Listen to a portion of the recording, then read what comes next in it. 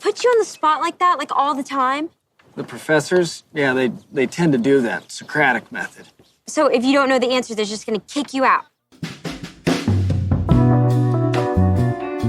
Hey everyone, this is Leon from Prologue Projects.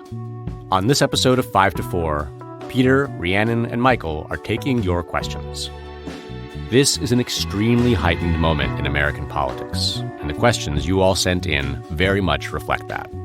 So the host will be addressing a range of issues.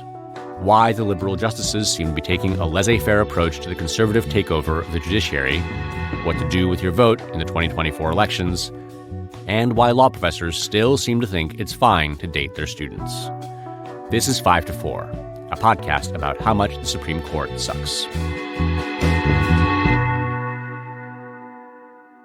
Welcome to 5 to 4, where we dissect and analyze the Supreme Court cases that have ignored our civil rights, like the Pulitzer Prize Board ignoring journalists in Gaza. I'm Peter.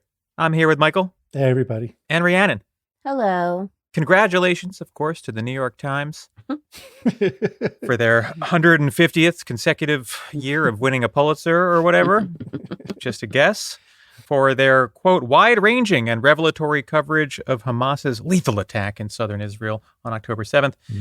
You know that coverage was good because for the good coverage to outweigh the objectively false coverage, that's something. Yeah. You know? So again, congrats. Right. Congrats. Yeah. To the New York Times. Pat on the back, everybody.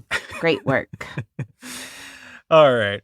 So we are doing a mailbag episode today. We have your questions. We have reviewed your questions. We've chosen our favorite questions. We've chosen our least favorite questions. We're not going to read them, but we have talked about them amongst ourselves, and we've laughed at them. That's right. We've laughed at you for sending them in. And those are the only two categories. Yeah. If you don't hear a question read on this podcast.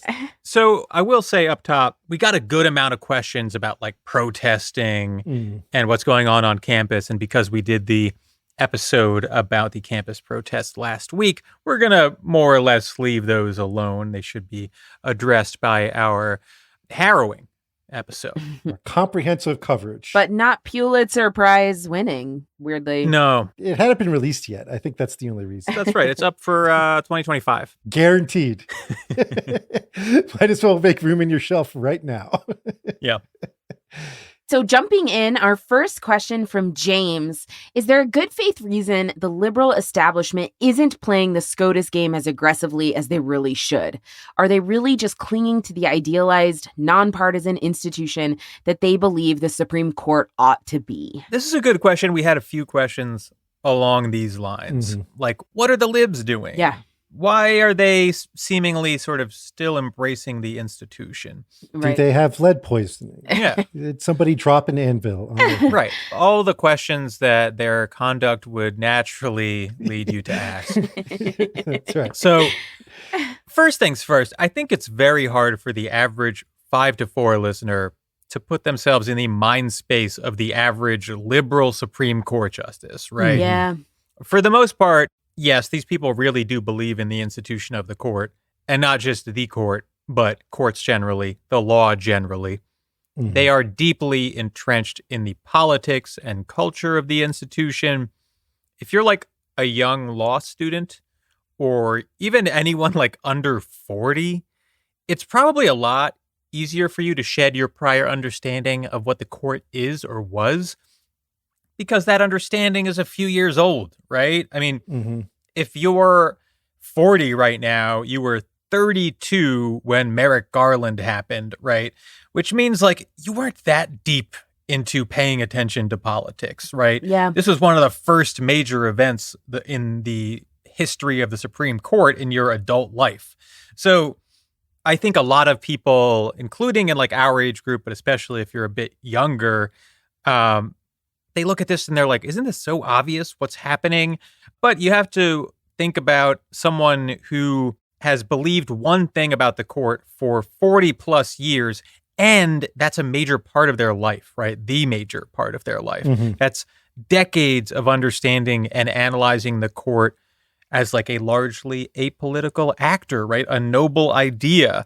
That's not something that you can easily shake if you're in their shoes, right? And they have been rewarded, Yeah. right? Their approach to the law and to politics has been rewarded with career advancement, with fame, and with good fortune. Like, they're at the peak of their career. Like, it's very hard to turn around and look at it and be like, yeah, but it's all trash. Right. That Exactly. Yeah. you're asking a lot. Hey, folks, if you want to hear the rest of this episode, you're going to have to subscribe. There are a few ways to subscribe to and support 5-4, get our premium episodes, and you can learn about them all at 54pod.com/support.